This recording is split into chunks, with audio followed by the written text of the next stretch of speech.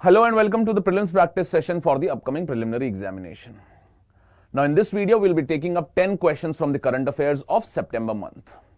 And majority of these questions are based on one of the important topics of our syllabus, that is economy. Now in the month of September, few major issues related to economy were going on. For example, the PMC crisis or the PMC Banking Crisis that happened in Maharashtra. And in that context, we need to know about the cooperative banks and their regulatory structure. Secondly, RBI came up with few important reports related to Indian economy. For example, one report was related to the finances of the state governments. And the second report was related to the external debt of India. So both these reports are important for us from the preliminary examination point of view, and especially the observations of the RBI in this regard are very important. So in this discussion, let us try and take up these important questions from the economy part of our syllabus from the current affairs of the month September. Now to get a better grasp of these topics that we are going to discuss in this discussion, you should go through the Focus magazine of October month where the current affairs of the September are covered. And besides going through these topics, you should also practice more number of questions from the test series. With this, let's start this video. Now the first two questions that we have created are based on two important reports which were released by the Reserve Bank of India. The first was related to the external debt situation of India, and the second report was related to the finances of the state governments. So in this regard, before looking at these questions, let us look at the way in which previously questions have been asked in the UPSC preliminary examination. Now if you look at the previous year questions, you will find that in the year 2019, in the year 2017, and in the year 2018, questions have been asked related to important trends in important macroeconomic indicators. For example, this question that was asked in the year 2019 talks about the composition of India's external debt. Again, if you look at this question that was asked in 2017, it talks about the increase or decrease in the tax GDP ratio and fiscal deficit as a percentage of GDP. Again, the question that was asked in the year 2018 talks about the trend of capital infusion into public sector bank in the last decade. So these questions highlight that important trends or changes in the important macroeconomic indicators are important for us from the economy point of view. And you might have seen in the discussion of budget that we have already discussed various kinds of trends in important macroeconomic indicators which were there in the budget of this year.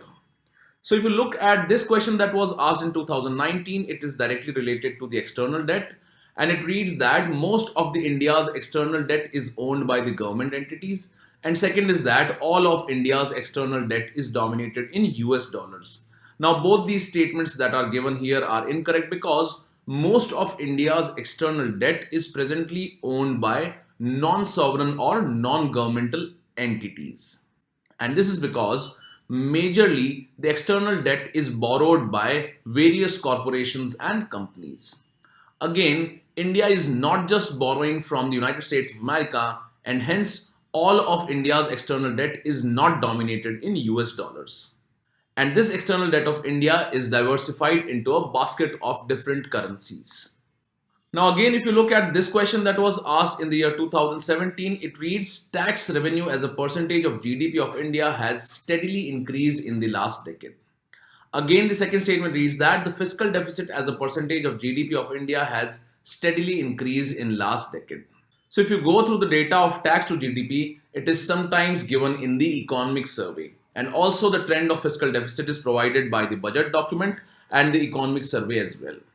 And in both these, you will find that the tax to GDP ratio has not increased steadily in the last decade as it was asked in the year 2017. Again, the fiscal deficit as a percentage of GDP did not steadily increase in the last decade. And this was mainly because the government at times tries to control the fiscal deficit of the government. However, in exceptional circumstances, the government has to breach this fiscal deficit limit. And as such, the fiscal deficit as a percentage of GDP did not steadily increase in the last decade. And both these macroeconomic indicators had fluctuated over the last 10 years. And hence the correct answer that was given here was D, that is neither 1 nor 2. Again, if you look at this question that was asked in 2018, it talks about the trend of capital infusion into public sector banks by the government of India has steadily increased in the last decade. So you can see that the formation of questions is similar in various previous year questions related to trends in macroeconomic indicators. So again, the capital infusion into the public sector banks have fluctuated over a period of time. However, the second statement that is given here is correct, that is, to put the public sector banks in order, the merger of associate banks with the parent State Bank of India has been effected, and as you might be knowing that various different public sector banks were merged with the State Bank of India, and hence the correct answer given was B, that is 2 only. So in this scenario, while going through the budget and the economic survey, keep an eye on the important trends in these macroeconomic indicators. And after this, let us look at the questions that we have formed based on these previous year questions. So the first question reads, with reference to the external debt of India, consider the following statements. First is that the sovereign debt of India is much higher than that of non-sovereign debt. Then the second statement is that the external commercial borrowings constitute the highest component of external debt in India.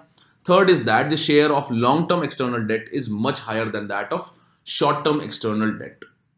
Now, if you go through the report which was released by the Reserve Bank of India, you will find that the share of non-sovereign debt or the debt which is not owned by the government is higher as compared to that of the debt of government. And in this line, the data released by the RBI says that the non-sovereign debt stands at 16% of GDP, while the government debt or the sovereign debt stands at around 3.8% of the GDP. And hence the first statement given is incorrect here. So by this, you can easily eliminate the options A, B and D. And in this regard, it needs to be pointed out that the external commercial borrowings constitute the highest component of external debt in India. And again, one important thing is that the share of long-term debt or the long-term external debt stands at about 80% of the total debt which is owed by India. And hence this statement given here is also correct. So the correct answer that comes out is C, that is 2 and 3 only. Now the second question here reads that the gross fiscal deficit of the states has remained within threshold of 3% of GDP in the last 3 financial years. And the second statement is that the debt to GDP ratio of states has steadily increased over the past 5 years. Now, if you look at these infographics which were released by the Reserve Bank of India in its report, you will find that the gross fiscal deficit of the states has remained within the threshold of 3% of the GDP in the last 3 financial years. And the gross fiscal deficit of the states breached this limit of 3% of the GDP in the years 2015-16 and in the year 2016-17. And this was mainly because of new scheme which was introduced, that was Ujjwal Discom scheme. And in the implementation of the Uday scheme, the state governments had to breach this fiscal deficit threshold limit which has been set by the Fiscal Responsibility Management Act or the FRBM Act. However, the second statement that the debt to GDP ratio of the states has steadily increased over the past 5 years is incorrect. Now, the observation of the Reserve Bank of India was that the debt to GDP ratio of the states has increased to 25% in the previous year. However, if you look at the variation of debt to GDP, you will find that it has kept on fluctuating over the years, as can be seen by this graph. So here the second statement is incorrect. So the correct answer that comes out is A, that is 1 only. So as you can see, previously UPSC has asked questions related to the variation or the trends in important macroeconomic indicators. And accordingly, this report which was released by the Reserve Bank of India related to the finances of the state governments becomes extremely important. And in this question has been created based on important macroeconomic indicators which highlight the health or the fiscal health of the state governments. Now, in this regard, one of the important concerns which has been raised by the Reserve Bank of India is that the state governments are reducing their fiscal deficits by reducing the capital expenditure that they do. And we already know that the Indian economy is facing slowdown and it requires more amount of capital expenditure by both the central government as well as the state governments. And accordingly, this step of the state governments to reduce the capital expenditure in order to remain in the limit or the threshold limit of 3% of GDP is not appreciated by the Reserve Bank of India. So that is also one important aspect that needs to be kept in mind at this point. So after this, let's move to the next question now. Now these third and fourth questions are related to the PMC banking crisis that happened in Maharashtra. And in that case, the PMC bank failed to communicate the non-performing assets to the Reserve Bank of India. And accordingly, this cooperative bank presently is not able to repay the amount to the depositors. So in this background, we have taken up these two questions which are related to the differences between cooperative banks and scheduled commercial banks, because PMC was a cooperative bank. And again, we have taken up a question related to one of the important organization which deals with the insurance of depositors' money. So before this, let us look at the UPSC previous year questions which have been asked based on current affairs related to the banking sector. Now, if you look at these questions, these were asked in the year 2016 and in the year 2017. And both these questions were based on new types of banks which were being set up in India under the RBI's regulations. So first one was the payments bank and the second one was the small finance bank. Again, if you look at these questions, this was asked in the year 2019 and this question was asked in the year 2018. Now the question that was asked in the year 2019 is related to the non-performing asset issues of the banking sector in India. And hence the UPSC has asked question related to inter-creditor agreement that was in news. Again in the year 2018, a question was asked related to the merchant discount rate. And this was particularly related to the digital payment system in India. So the question that was asked in 2019 reads, what was the purpose of the inter-creditor agreement signed by Indian banks and financial institutions recently? So you can see that it is asking us to identify the objective or the purpose of this inter-creditor agreement. So here the purpose of the inter-creditor agreement was to aim at faster resolution of stressed assets of rupees 50 crore or more which are under consortium lending. And again, if you look at this question that was asked in 2018, which of the following best describes the term merchant discount rate, sometimes seen in the news? So this merchant discount rate is the charge to a merchant by a bank for accepting payments from his customers through the bank's debit cards. Again, if you look at the question that was asked in 2017, it reads, what is the purpose of setting up of small finance banks in India? So you can see that UPSC has continuously been asking the main objective and the purpose of the current affairs related to the banking sector. So the statements that are given here are to supply the credit to small business units, to supply credit to small and marginal farmers, and to encourage young entrepreneurs to set up business, particularly in rural areas. Now, if you go through the guidelines which were released by the Reserve Bank of India while setting up of small finance banks, there was no explicit guideline for the encouragement of entrepreneurship in rural areas. And hence the third statement that was given here was incorrect. So the correct answer was A, that is 1 and 2 only. That is, it was created to supply the credit to small business units and to supply credit to small and marginal farmers. Again, the question that was asked in 2016 reads, the establishment of payments banks is being allowed in India to promote financial inclusion. Which of the following statements is or are correct in this context? First was that the mobile telephone companies and supermarket chains that are owned and controlled by the residents are eligible to be promoters of payment banks. Second is that payment banks can issue both credit cards and debit cards. And third is that payment banks cannot undertake lending activities. Now here the second statement that is given here is incorrect because the payments banks cannot issue credit cards. So the correct answer here was B, that is 1 and 3 only. So all these questions highlight that current affairs related to banking sector are particularly asked in the preliminary examination in the economy section.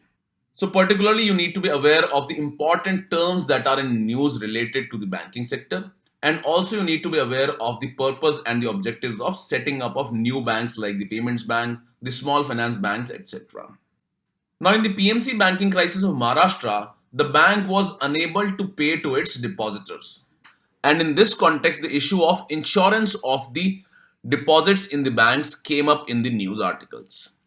And in this context, This Deposit Insurance and Credit Guarantee Corporation, or the DICGC, which deals with the insurance of the deposits in the banks, becomes important for us from the preliminary examination point of view. And this question reads, consider the following statements about the Deposit Insurance and Credit Guarantee Corporation. First is that its functions are governed by the Reserve Bank of India Act 1934. Second is that all commercial banks, including the branches of foreign banks functioning in India, local area banks, regional rural banks, and cooperative banks are covered under its deposit insurance scheme. Third is that the premium for the insurance of bank deposits is paid by the depositors. And last is that it insures bank deposits up to an amount of rupees 5 lakh of each deposit in a bank.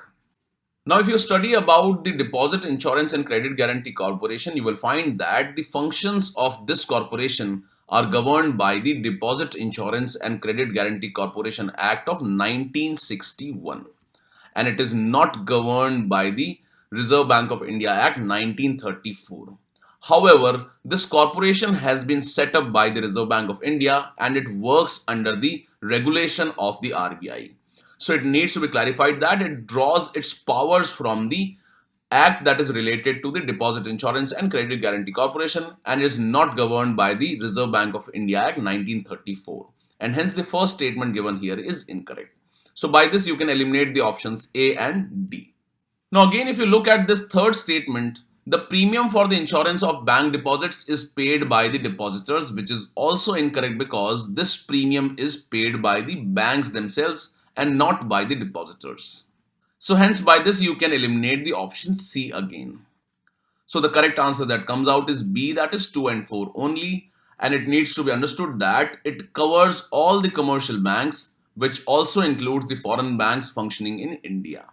And again, the insurance amount of the bank deposits was recently increased by the Reserve Bank of India from rupees 1 lakh to 5 lakh on each deposit in a bank. So all these are important aspects related to the insurance of banking deposits. And in this context, especially this corporation is important for us from the preliminary examination point of view. So after this, let us take up the next practice question that we have created related to this PMC banking crisis. So the fourth question here reads that consider the following statements related to the differences between the cooperative banks and scheduled commercial banks. First is that the Banking Regulation Act of 1949 is applicable only to the scheduled commercial banks and is not applicable to the cooperative banks. Second is that the scheduled commercial banks are regulated by the Reserve Bank of India, while the cooperative banks are entirely regulated by Registrar of Cooperative Societies.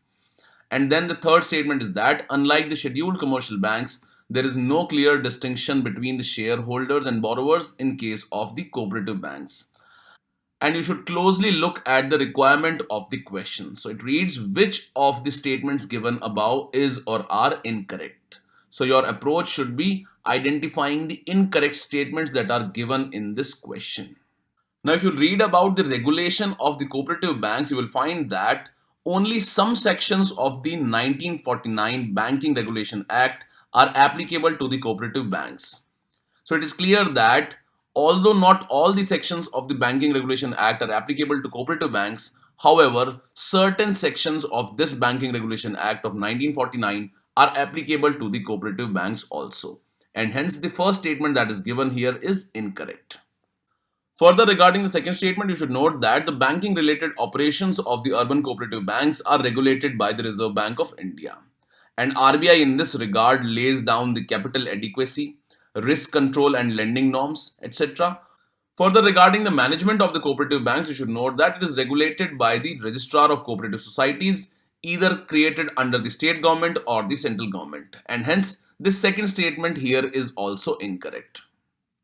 And regarding the third statement, you should note that there is a clear distinction between the commercial banks' shareholders and its borrowers. However, that is not the case in case of cooperative banks, where there is no clear distinction between the shareholders and the borrowers themselves. This is because many a times the shareholders are themselves borrowing from the cooperative banks themselves. So in this regard, this third statement given here is incorrect. However, as we are required to identify which of the statements given above are incorrect, So the incorrect statements in these three are the first one and the second one. And the correct answer that comes out is A, that is 1 and 2 only. So here it is important to learn about the regulation of the cooperative banks, and a detailed account of this regulation of the cooperative banks has been provided in the Focus magazine of October month. So do go through that to get a grip on this topic. With this, let's take up the next question now. Now the fifth practice question is related to the Infrastructure Investment Trust, or the InvIT. Now this is an initiative to increase the investment in the infrastructure projects in India.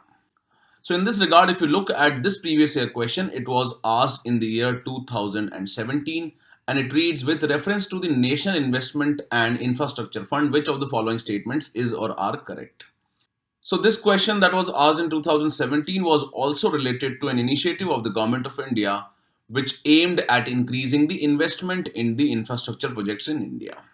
So the first statement was that it is an organ of Niti Aayog, and second was that it has a corpus of rupees 4 lakh crores at present.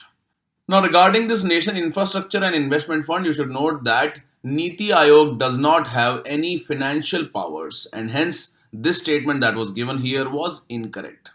And second is that it had a corpus of rupees 4 lakh crore was also incorrect, because its corpus was about rupees 40,000 crore when it was established. So the correct answer that was given was D, that is neither 1 nor 2.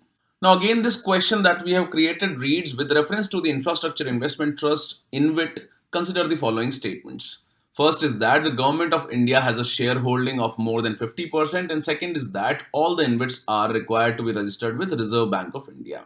Now regarding these infrastructure investment trusts, you should note that they are similar to mutual funds, and where the investors invest in these mutual funds, and the mutual fund operators then again invest that money into various kinds of projects. However, these InvITs only invest in the infrastructure related projects. So that is the basic difference between the InvITs and the mutual funds.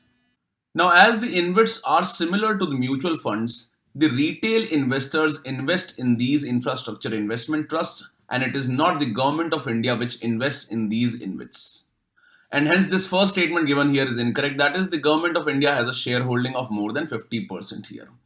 Again, the second thing is that as these InvITs are similar to the mutual funds, these are to be registered with the Securities and Exchange Board of India, or the SEBI, and they are not registered with the Reserve Bank of India.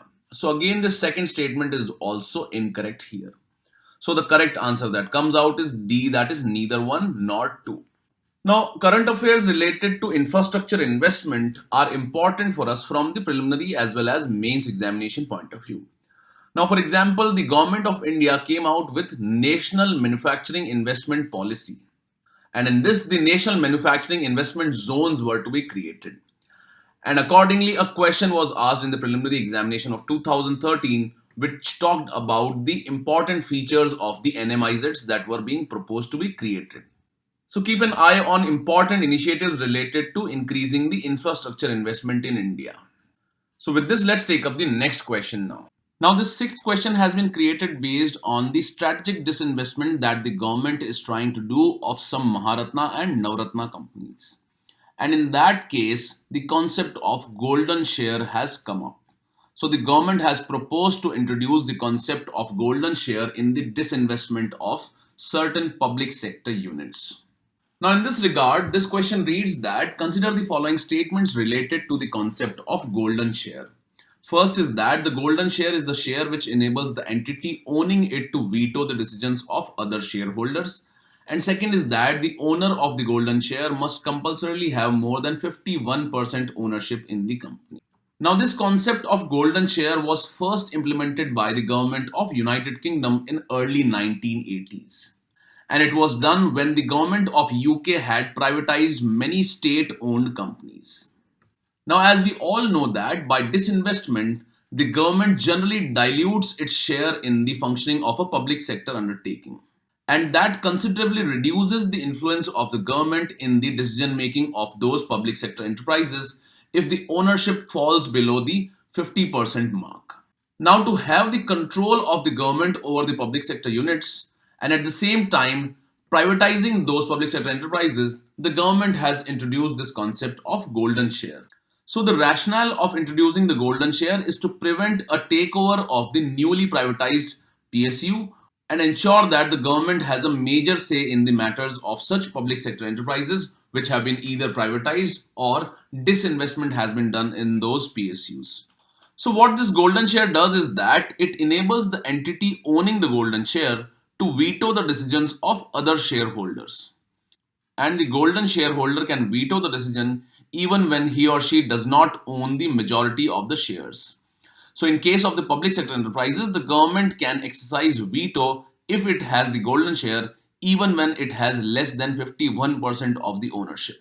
So it is aimed at having effective government control over the public sector enterprises even when the government is diluting its share by the way of disinvestment.